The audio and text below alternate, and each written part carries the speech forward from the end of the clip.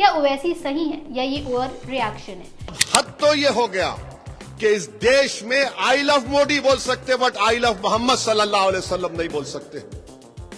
आज हम बात करने वाले हैं एक ऐसे विवाद की जो पूरे देश को हिला रहा है। उत्तर प्रदेश के बरेली में आई लव मोहम्मद पोस्टर लगाने को लेकर जो बवाल मचा वो अब सियासत की आग में बदल गया है। एआईएमआईएम के चीफ असदुद्दीन ओवैसी ने भाजपा सरकार पर ऐसा तीखा हमला बोला है कि सुनकर आप भी सोचने पर मजबूर हो जाएंगे।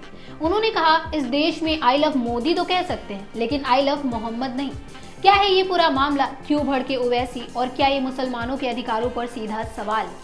आज के इस लॉन्ग वीडियो में हम सब कुछ डिटेल में समझेंगे। अगर आपको पसंद आए तो लाइक, शेयर और सब्सक्राइब करना ना भूलें। चलिए शुरू करते हैं। नमस्कार, मैं स्वाति पांडे और आप देख रहे हैं आपकी खबर राजनीति। सबसे पहले आइए समझते हैं कि ये विवाद आखिर शुरू कैसे हुआ। उत्तर प्रदेश के बरेली शहर में कुछ मुस्लिम युवकों ने पैगंबर मोहम्मद साहब के सम्मान में आई लव मोहम्मद लिखे पोस्टर लगाए। ये पोस्टर एक तरह से उनके प्रेम और सम्मान का इजहार था, लेकिन जैसे ही ये सोशल मीडिया पर वायरल हुए हंगामा मच गया।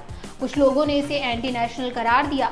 बरेली में तनाव इतना बढ़ गया कि भारी पुलिस फोर्स तैनात करनी पड़ी, इंटरनेट बंद कर दिया गया और जुमे की नमाज के दौरान सख्ती बरती गई। वीडियोस वायरल हो गए जहां पुलिस लाठीचार्ज करती नजर आ रही है और कुछ दुकानदारों पर फूल बरसाते हुए विरोध जताते दिखे। लेकिन सवाल ये है, क्या आई लव मोहम्मद कहना कोई अपराध है? ओवैसी ने यही सवाल उठाया है। उन्होंने कहा कि अगर कोई आई लव मोदी कहे तो मीडिया खुश हो जाता है, लेकिन आई लव मोहम्मद पर तो जैसे देश का दुश्मन बन जाता है। ये विवाद सिर्फ बरेली तक सीमित नहीं है। इससे पहले संभल में मस्जिद विवाद को लेकर कोर्ट में केस चल रहा है, जहां मस्जिदें छीनी जा रही हैं। असम में 3000 मुसलमानों को बेघर कर दिया गया। दावा किया गया कि वो सरकारी जमीन पर बसे थे। ओवैसी ने पूछा, आप इस देश को कहां ले जा रहे हैं? ये सब मुसलमानों के धार्मिक अधिकारों पर हमला है। अब आइए सुनते हैं ओवैसी साहब के शब्दों में। संभल की मस्जिद का जो मुकदमा चल रहा था, इस तरह का कानून बना दिए। अब तो हम हमारी मस्जिद को भी जाने से छीनना चाह रहे। हमारी मस्जिद नहीं थी, कोई और है। अब हद तो ये हो गया कि इस देश में आई लव मोदी बोल सकते बट आई लव मोहम्मद सल्लल्लाहु अलैहि वसल्लम नहीं बोल सकते। कहां लाके जाएंगे इस मुल्क को आप? आई लव मोदी बोलो, कोई इतराज नहीं, पोस्टर लगाओ, खुश हो जाएंगे। मीडिया के लोग 10 आके बोलेंगे, अब एक 10 बुरखा पोश खवातीन को रखो, एक 3-4 को रखो, दाढ़ी टोपी, देखो ये लोग लेके चल रहे हैं। मगर अगर वही लोग आई लव मोहम्मद सल्लल्लाहु अलैहि वसल्लम बोले, नहीं ये ठीक नहीं। क्या करना चाह रहे आप इस देश का? अगर मैं मुसलमान हूं तो मोहम्मद सल्लल्लाहु अलैहि वसल्लम की वजह से मुसलमान हूं। मैं कुछ है ही नहीं उससे आगे और पीछे, कुछ भी नहीं है। वो बोले जन्नत, मैं बोला है। वो बोले जहन्नम, मैं बोला है। वो बोले कुरान अल्लाह का कलाम मुझ पे उतरा, हम बोले आमीन, हम मानते उसको। अब आप बोल रहे ये भी नहीं। क्या करना चाहते हैं आप? 17 करोड़ की जनता भारत में रहती है जो मुल्क की आजादी में हिस्सा लिए थे। हैदराबाद में एक जनसभा को संबोधित करते हुए उन्होंने कहा, संभल मस्जिद को लेकर मुकदमा चल रहा है, हमारी मस्जिदें छीनी जा रही हैं। इस देश में कोई आई लव मोदी तो कह सकता है लेकिन आई लव मोहम्मद नहीं। अगर कोई आई लव मोदी कहता है तो मीडिया भी खुश हो जाता है, अगर कोई आई लव मोहम्मद कहता है तो उस पर आपत्ति होती है। ओवैसी ने आगे कहा कि अगर मैं मुसलमान हूँ तो मोहम्मद की वजह से हूँ। देश की आज़ादी में हिस्सा लेने वाले 17 करोड़ भारतीयों के लिए इससे बढ़कर कुछ नहीं। उन्होंने मुसलमानों से अपील की कि हमें धैर्य रखना चाहिए, कानून के दायरे में रहना चाहिए, लेकिन अपने हक के लिए लड़ना भी जरूरी है। बरेली हिंसा पर ओवैसी ने साफ कहा, हम हिंसा की निंदा करते हैं, लेकिन पुलिस केवल सत्ता में बैठे लोगों के प्रति जवाबदेह है, किसी और के प्रति नहीं।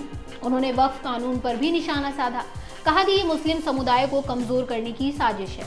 ओवैसी ने मुसलमानों से कहा, 5 वक्त की नमाज पढ़ो, रोजा रखो, औरतों पर हाथ मत उठाओ, यही असली मोहम्मद है पैगंबर साहब से। और हाँ, उन्होंने भाजपा पर तंज कसा, अगर हैप्पी बर्थडे मोदी कहना ठीक है तो आई लव मोहम्मद में एंटी नेशनल क्या है?